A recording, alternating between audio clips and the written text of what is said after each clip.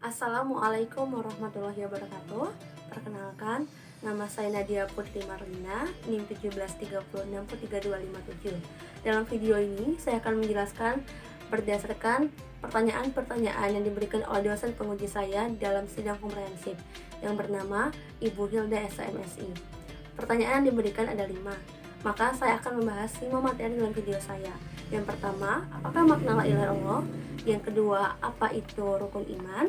Yang ketiga, apa itu rukun Islam? Yang keempat, bagaimana batasan antara pria dan wanita? Dan yang kelima, bagaimana cara menutup aurat yang baik bagi wanita dan pria? Sekian, selamat menikmati video saya. Pertama, saya akan menjelaskan mengenai makna la ilaha illallah. Kalimat la ilaha illallah adalah kalimat tauhid yang memiliki makna tidak ada sesembahan kecuali Allah. Di sini saya telah menuliskan tulisan la ilaha illallah dalam bahasa Arab. Arti dari la ilaha illallah adalah tidak ada sesembahan yang berhak disembah selain Allah. Oke, saya tuliskan di sini.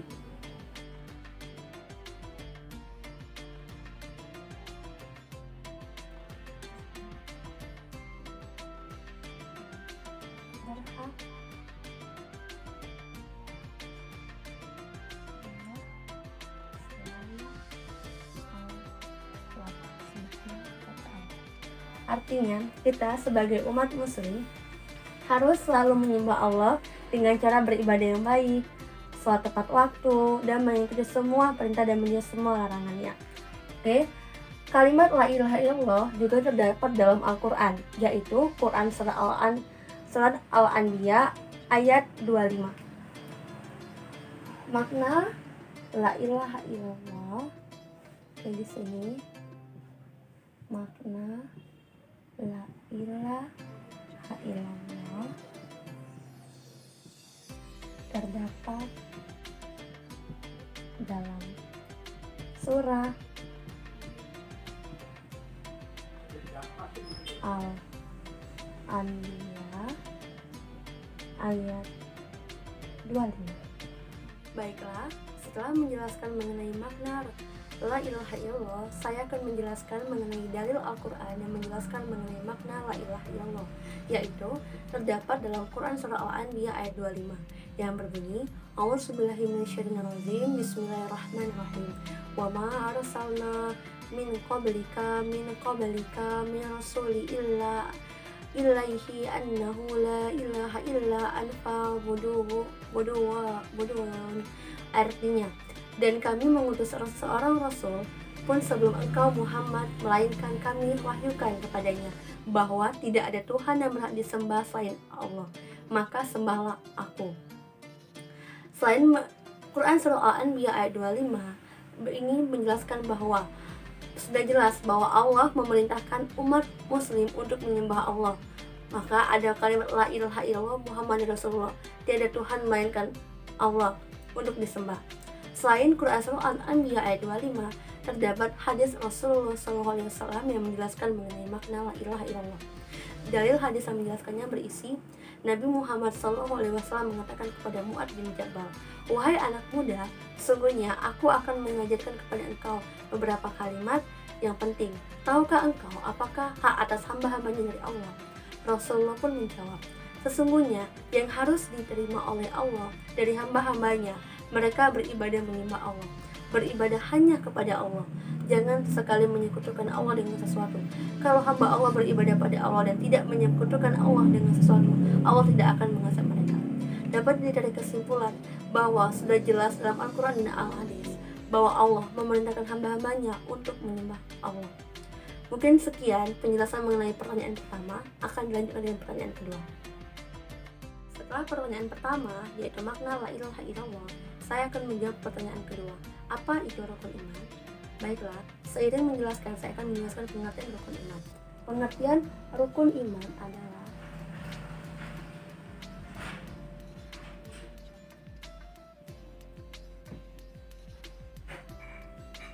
rukun iman adalah pilar keyakinan seorang muslim yang harus diyakini bahwa itu benar-benar ada. Keyakinan seorang muslim terhadap agama Islam. Keyakinan seorang muslim terhadap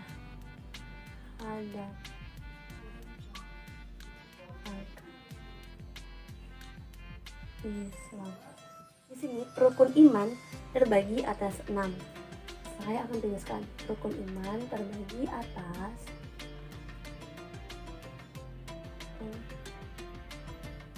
iman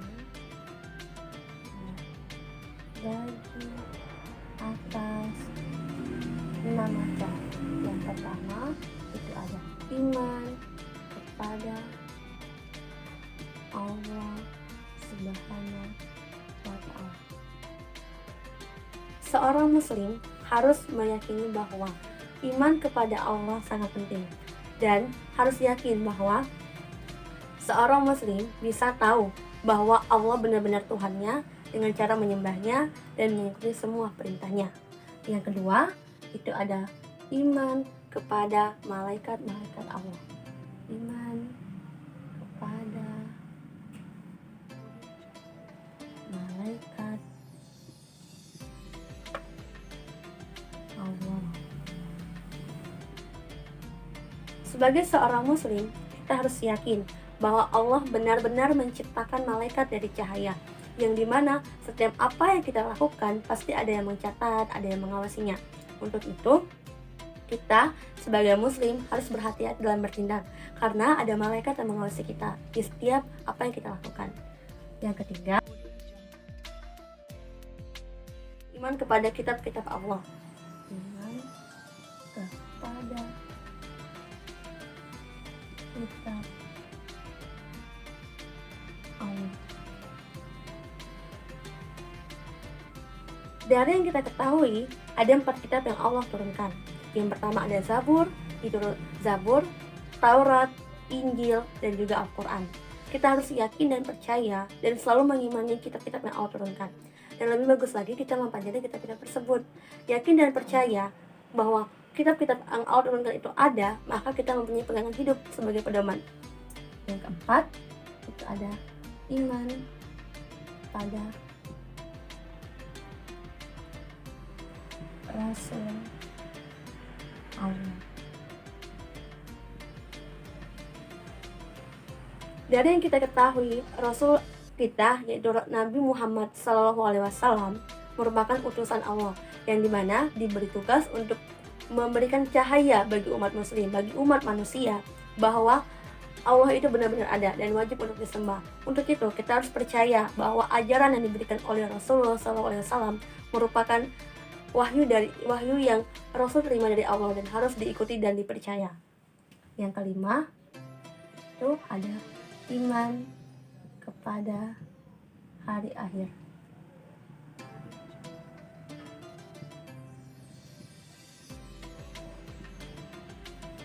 Sebagai umat manusia, kita harus yakin dan percaya bahwa kita akan menghadapi yang namanya hari akhir, atau yang sering disebut dengan hari kiamat. Untuk itu, sebagai umat muslim, kita harus mempersiapkan banyak bekal untuk menghadap Allah Subhanahu wa Ta'ala sebelum hari akhir terjadi. Untuk itu, kita harus yakin dan percaya dan harus mempersiapkan diri sebelum datangnya hari akhir, harus memperbanyak ibadah kita dan mengikuti semua perintah-perintah Allah dan menjaga semua larangan Allah. Dan yang terakhir itu ada iman kepada qada dan qadar.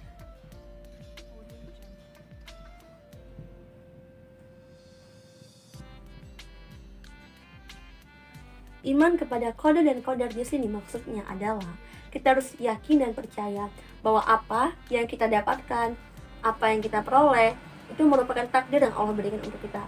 Kebanyakan umat manusia berpikir bahwa apa yang mereka inginkan adalah yang mereka butuhkan, tetapi belum tentu menurut Allah. Terkadang yang menurut baik bagi kita belum tentu baik menurut Allah. Itulah yang disebut dengan qada dan qadar, yang dimana takdir yang ditetapkan oleh Allah untuk kita. Tapi jangan berpikir bahwa setiap hal buruk yang terjadi pada kita merupakan takdir.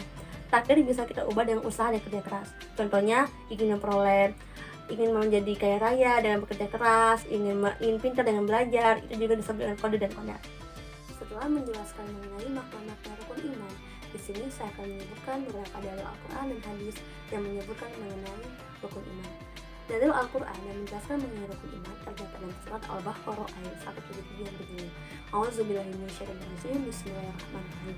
Laisyabi jangan dulu yuqakum kibalal masari wal madani biwalakin nabi ada biddaman amana billahi akhiri wal yaumil akhiri wal malaikati wal kitabi wan nabiyya. Artinya, kebajikan itu bukanlah menghadapkan wajahmu ke arah timur dan ke arah barat, tetapi kebajikan itu adalah kebajikan orang-orang yang beriman kepada Allah, hari akhir, malaikat-malaikat, kitab-kitab, dan nabi-nabi. Dan sudah jelas bahwa dalam Quran surah Al-Baqarah ayat 177 bahwa ada perintah untuk beriman kepada Allah, malaikat-malaikat Allah, kitab-kitab Allah, Rasul Allah, hari akhir, dan qadar.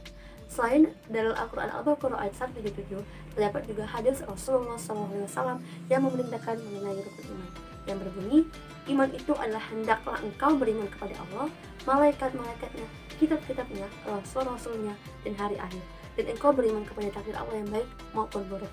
Hadis riwayat Muslim. Itulah penjelasan mengenai rukun iman dalam Al-Quran dan hadisnya. Sekian penjelasan pertanyaan kedua. Kita lanjut ke pertanyaan ketiga. Pertanyaan ketiga, apa itu rukun Islam? Baiklah, saya akan menjelaskan di papan tulis mengenai pengertian rukun Islam. Rukun Islam.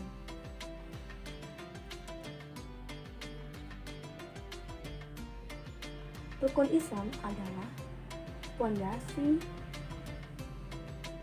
bagi seorang muslim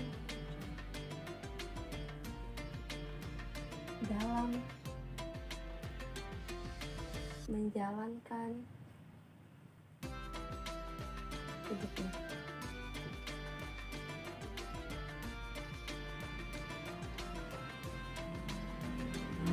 Dapat saya jelaskan di sini bahwa rukun Islam merupakan aspek penting yang harus dilaksanakan oleh seorang muslim, yang dimana kebahagiaan seorang muslim dapat tercapai jika telah memenuhi rukun Islam.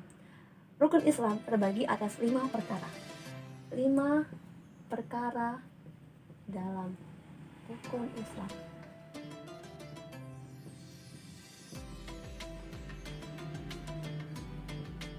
Satu, mengucapkan 2 kalimat syahadat.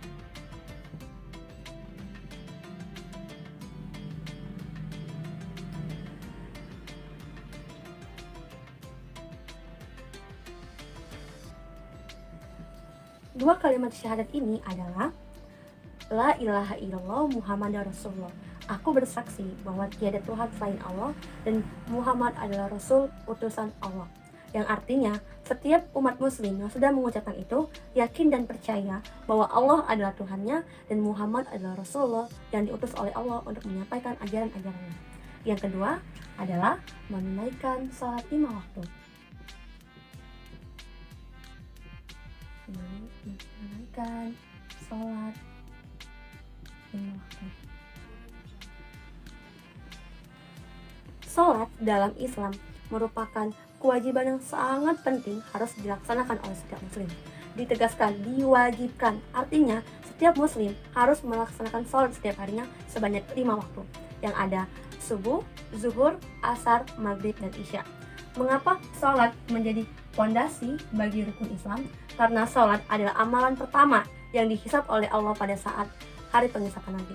Sehingga salat adalah hal yang sangat penting dan utama dan pertama harus dilakukan oleh seorang muslim. Yang ketiga, itu ada mengeluarkan zakat.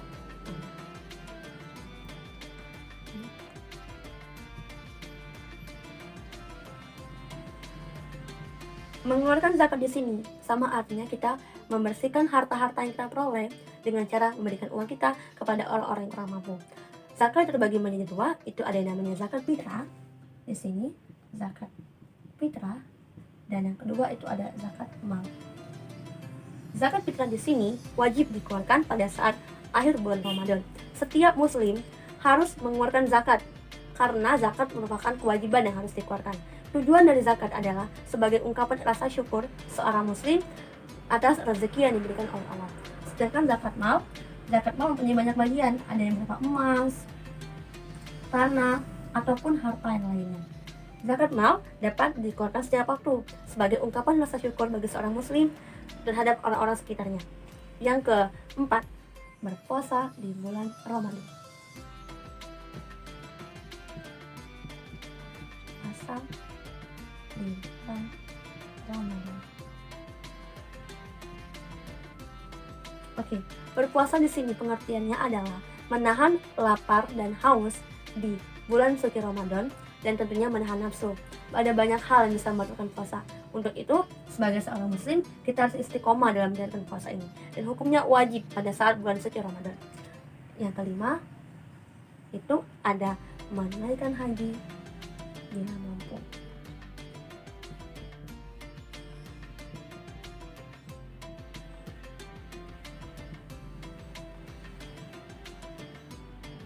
Menunaikan haji di sini bagi seorang muslim merupakan rukun Islam karena haji merupakan hal yang penting bagi semua umat muslim.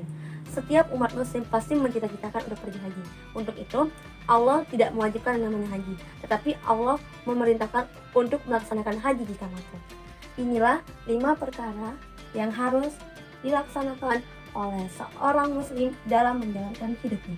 Jika 5 perkara ini sudah dijalankan, maka hidupnya akan lurus, mengikuti semua perintah Allah dan menjadi semua larangannya. Akan banyak kebahagiaan yang diperolehnya.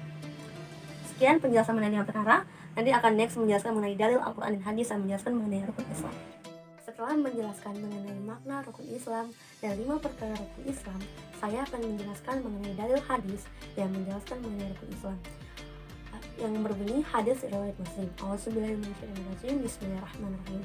Ani abani amada dadiyallahu anhuma qala Rasulullah baniya ma islam ala amsi sahadiyat an la ilaha illa wa antuhama dasulullahi wa iqasolati wa inakati walhaju wa saumi damadona.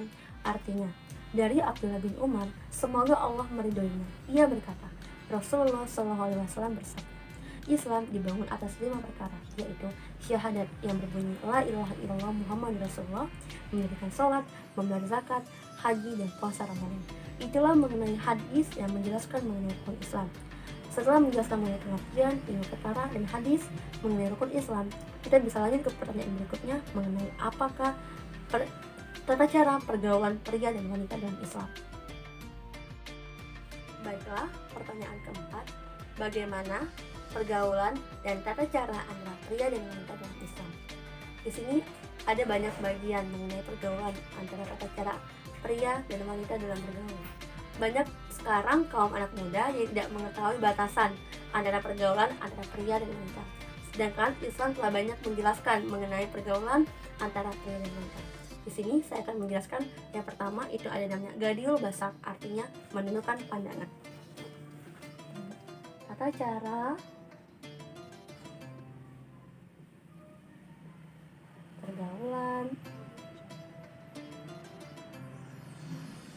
antara pria dan wanita dalam Islam. Pertama, itu ada yang namanya Gadiul Basar atau menundukkan pandangan.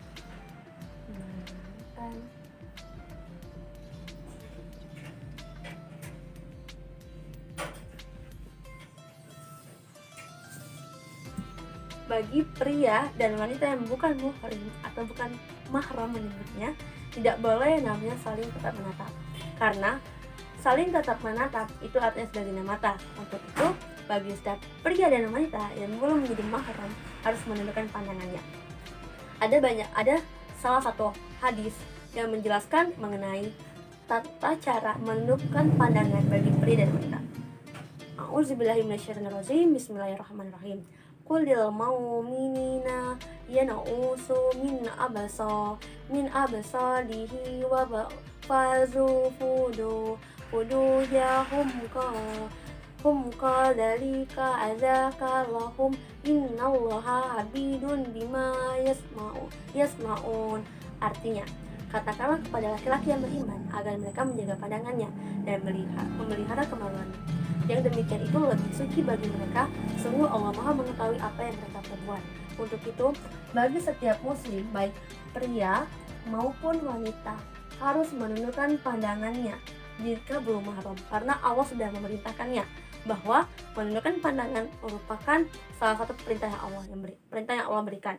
Untuk itu, setiap bertemu laki-laki dan perempuan harus saling menundukkan pandangan ya. Oke, lanjut yang kedua, tidak boleh berdua-duaan.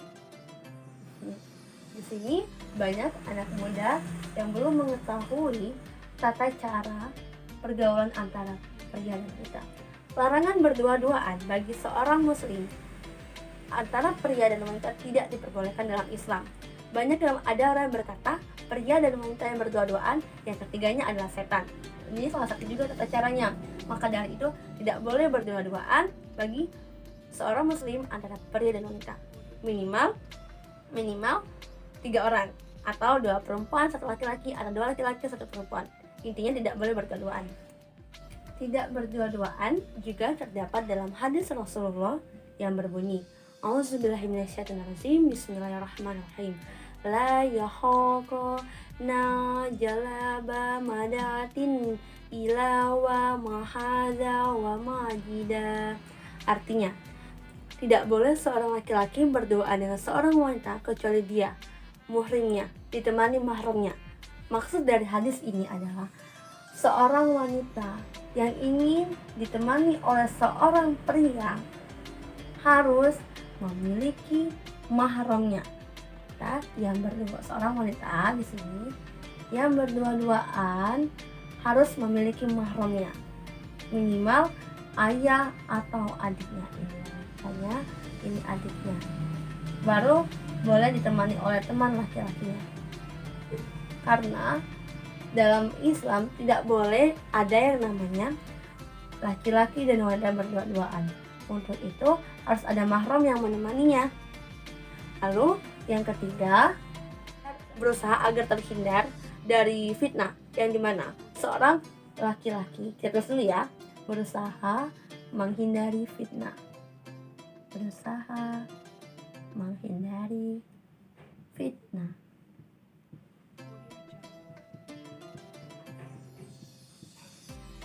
Maksud menghindari fitnah di sini adalah banyak orang berpikir bahwa seorang pria dan wanita yang berada dalam satu atap itu pasti melakukan sesuatu. Untuk itu, demi menghindari ini, pria dan wanita harus bisa menjaga dirinya agar terhindar dari fitnah. Untuk itu, tidak boleh antara pria dan wanita berdua-duaan. Kembali ke poin yang kedua tadi. Intinya, pria dan wanita tidak boleh berdua-duaan. Sesuai dengan hadis sahih dari Usama, Rasulullah SAW bersabda, Auzubillahiminasyaitonirrajim, Bismillahirrahmanirrahim. Matika sabahada yifanatita asada alada jalaman nasa. Artinya, tidaklah aku tinggalkan suatu fitnah yang lebih berbahaya bagi laki-laki daripada fitnah seorang wanita. Maksud dari hadis ini adalah seorang laki-laki yang berduaan dengan seorang wanita merupakan sebuah fitnah yang paling berbahaya. Karena tidak ada yang menebak bahwa mereka tidak melakukan sesuatu hal. Pasti orang luar berpikir mereka sedang melakukan sesuatu hal. Untuk itu, agar terhindar dari fitnah tersebut, pria dan wanita harus menghindarinya. Yang keempat, itu ada tidak boleh bersalaman antara pria dan wanita yang bukan mahram. Larangan bersalaman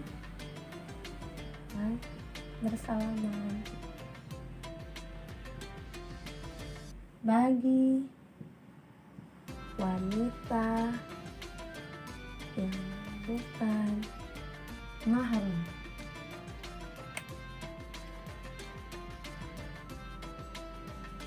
Sebelum mengetahui ini, kita harus tahu dulu mahramnya siapa saja antara pria dan wanita. Wanita, mahramnya adalah ayah, adik, dan lain-lain. Kalau ayah dan adiknya bermasalah, tidak masalah. Pria dan wanita juga, misalkan om ipar, suami dari adik perempuan ibunya itu bukan mahramnya. Jadi kita harus paham dulu Yang mana kita boleh bersalaman, yang mana kita tidak boleh bersalaman. Bersalaman boleh, tapi ada caranya. Contohnya seperti ini. Cukup mengucapkan rasa hormat tanpa bersentuhan. Sesuai dengan dalil Rasulullah yang berbunyi, A'udzubillahiminasyaitonirrajim, Bismillahirrahmanirrahim. Lan yamanu fi dasi ahdikum bini yati min haidu lahu min an yamasa amada'atan la tahilalahu. Artinya, andai kata seorang pria rela ditusuk jarumnya dengan besi daripada menyentuh wanita yang tidak halal baginya. Untuk itu, seorang pria tidak boleh menyentuh seorang wanita yang bukan mahramnya. Jika mau atau jika melakukannya dengan sengaja, maka hukumannya adalah ditusuk dengan jarum besi di atas kepalanya. Untuk itu, bagi setiap pria dan wanita harus memahami tata cara pergaulan, batasan-batasan yang ada dalam Islam. Yang pertama itu menundukkan pandangan, yang kedua tidak boleh berduaan, yang ketiga berusaha menghindari fitnah, yang keempat larangan bersalaman.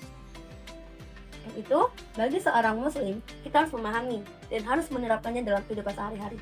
Jika telah menerapkannya dalam kehidupan sehari-hari, kita dapat menjauhi sebuah fitnah dan dosa besar, terutama yang namanya zina. Mungkin sekian penjelasan mengenai pertanyaan keempat. Kita lanjut ke pertanyaan kelima. Setelah pertanyaan kelima, bagaimana cara berpakaian yang baik antara pria dan wanita? Di sini saya akan menjelaskan terlebih dahulu mengenai cara berpakaian yang baik untuk pria. Cara berpakaian yang baik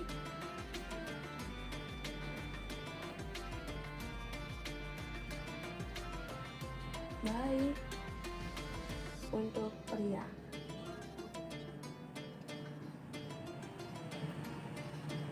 Oke, di sini aurat pria dari pusar sampai lutut. Untuk itu, seorang pria harus menggunakan pakaian yang tertutup dari pusar sampai ke lutut, atau lebih bagus lagi, sampai ke mata kaki, yang dimana seorang pria akan terlihat lebih rapi, sopan, dan indah pada saat menggunakan celana panjang. Untuk itu, seorang pria harus mengetahui yang mana aurat yang harus ditutupi. Bukan hanya wanita yang harus menutupi aurat, tetapi pria juga. Untuk itu, pria harus menutupi pakaian yang panjang, ialah menutupi pusar sampai menutupi lutut. Sesuai dengan Quran Surah An-Naba ayat 30. Maaf, saya ulangi. Quran Surah An-Nur ayat 30. A'udzubillahiminasyaitonirrajim. Bismillahirrahmanirrahim. Kuli ma minna yandu min baso min basari ma waja'a fazofur jahum zalika adka lahum innallaha wasama yankun. Artinya, katakanlah kepada seorang laki-laki beriman, hendaklah mereka menahan pandangannya, memelihara kemaluannya, yang demikian itu lebih suci bagi mereka. Sesungguhnya Allah Maha mengetahui apa yang mereka perbuat. Untuk itu, seorang pria harus beriman dan menahan pandangannya, memelihara kemaluannya dengan cara menutup auratnya. Menutup aurat adalah hal yang penting dan perintah dari Allah yang harus dilaksanakan oleh seorang pria. Saya ulangi kembali, pusar sampai lutut. Setelah menjelaskan mengenai cara berpakaian yang baik untuk pria, saya akan menjelaskan cara berpakaian yang baik untuk wanita. Cara berpakaian yang baik untuk wanita. Dari yang kita ketahui, aurat wanita yang boleh dilihat hanya wajah dan telapak tangan. Untuk itu, dari ujung kepala sampai ujung kaki, seorang wanita harus menutup auratnya. Terutama menutup auratnya dengan menggunakan jilbab panjang, gamis, ataupun menggunakan celana yang tidak ketat agar auratnya tidak terlihat. Untuk itu, seorang wanita tidak boleh menggunakan pakaian yang memperlihatkan lekuk tubuhnya ataupun memperlihatkan hal-hal yang tidak diperbolehkan. Contohnya seperti tangan yang terlalu pendek ataupun kaki. Untuk itu, setiap berpergian, wanita wajib hukumnya untuk menggunakan kaos kaki agar seluruh auratnya tertutup dengan baik. Sesuai dengan Quran Surah Al-Ahzab ayat 32 yang berbunyi, A'udzubillahiminasyaitonirrajim. Bismillahirrahmanirrahim. Ya ayyuhalladzi kulla wajaka wa tabaka wa nasaimu mu'minin yadna 'alaihan min jalayahan zalika adayahu kauna fala yakunani wa kana Allahu abzaja ya. Artinya, wahai Nabi, katakanlah kepada istri-istrimu, anak-anak wanitamu, dan istri-istri orang mukmin, hendaklah mereka mengulurkan jilbabnya ke seluruh tubuh mereka. Yang sedemikian itu agar mereka lebih mudah untuk dikenali, sehingga mereka tidak diganggu, dan Allah Maha Pengampun lagi Maha Penyayang. Sudah jelas dalam Al-Quran bahwa kita sebagai seorang muslimah harus menutupi aurat dari ujung kaki sampai ujung kaki, kecuali telapak tangan dan wajah. Mungkin sekian penjelasan saya mengenai makna la ilaha illallah, rukun iman, rukun Islam, pergaulan antara pria dan wanita, dan tata cara berpakaian yang baik bagi wanita dan pria. Semoga apa yang saya jelaskan bermanfaat bagi teman-teman sekalian dan tugas saya terpenuhi dengan baik, dan mudah-mudahan penguji saya, Ibu Hilda SMSI, puas dengan video yang saya buat. Sekian dari saya, wabillahi taufiq wal hidayah. Wassalamualaikum warahmatullahi wabarakatuh.